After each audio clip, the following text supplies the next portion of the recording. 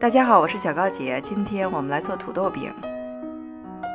先做一个蒜水儿，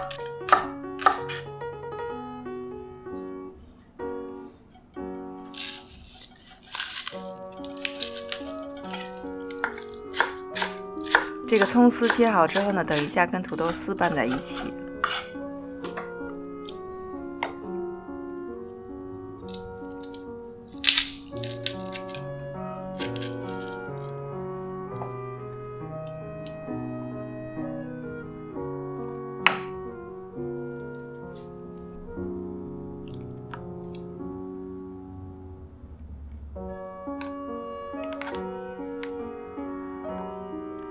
这是2个中等大小的黄皮土豆，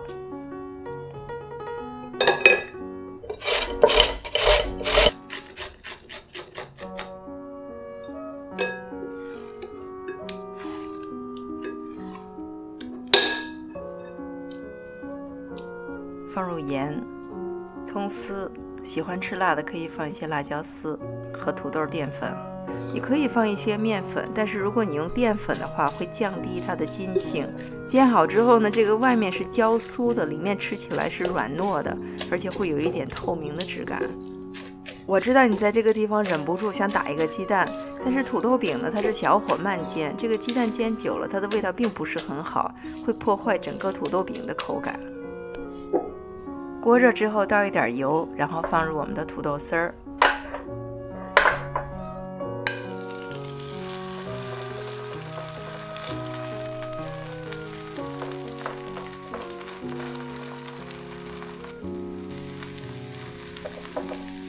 抹平之后呢，撒上一些芝麻，中小火慢慢煎，把它煎到2面焦黄，这样就出锅了。我拿刀切下去的时候，你可以听到非常酥脆的声音。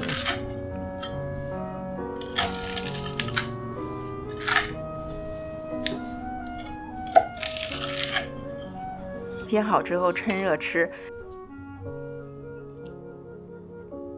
蘸上我们刚才的蒜水儿。我是小高姐，谢谢大家收看，我们下期再见。